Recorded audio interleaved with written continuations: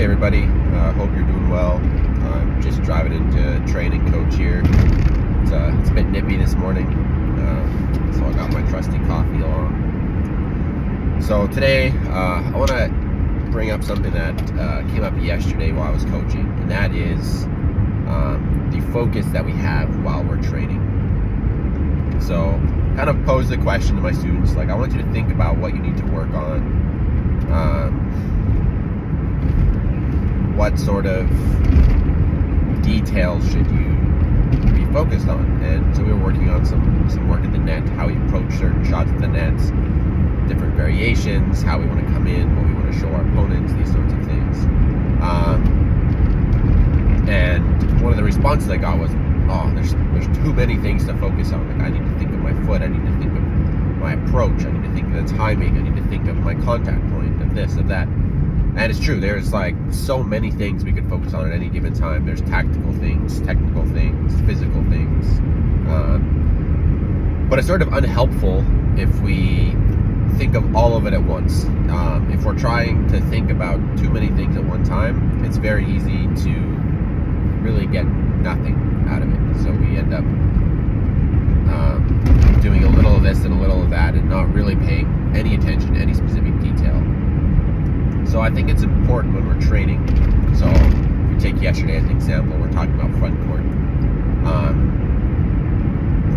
Figure out the one thing that you think is sort of the low-hanging fruit, the one thing that like sort of the easiest thing to fix at the moment, but will have the biggest reward.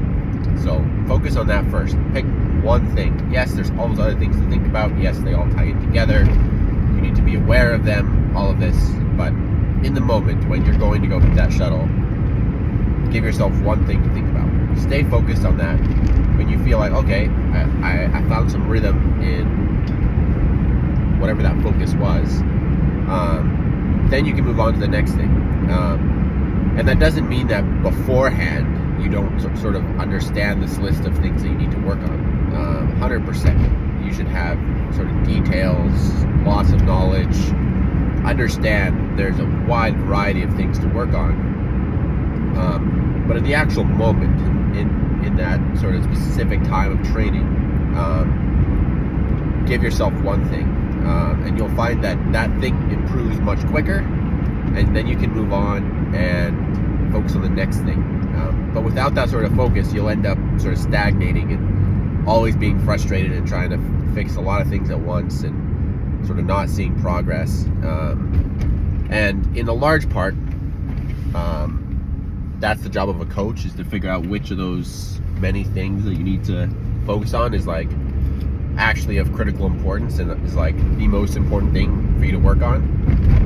But if you don't have a coach, so one, if you have a coach, so like for example, if you're in our mastery program and you're talking to me or Justin, that's our job. We're going to help you figure out what those things are. If you're working with a coach at home, great. Talk to that coach, talk it out with him, her, get those details in. But if you're sitting at home by yourself, watch your video, figure out sort of what it is that you want to focus on before you get to practice, and then stick to that until you feel like it is where you think it needs to be. And you'll see a lot more progress, and you'll be able to move on from thing to thing much quicker than if you're trying to do it all at once. So yeah, hopefully that makes sense. If you have thoughts, questions, disagreements, whatever,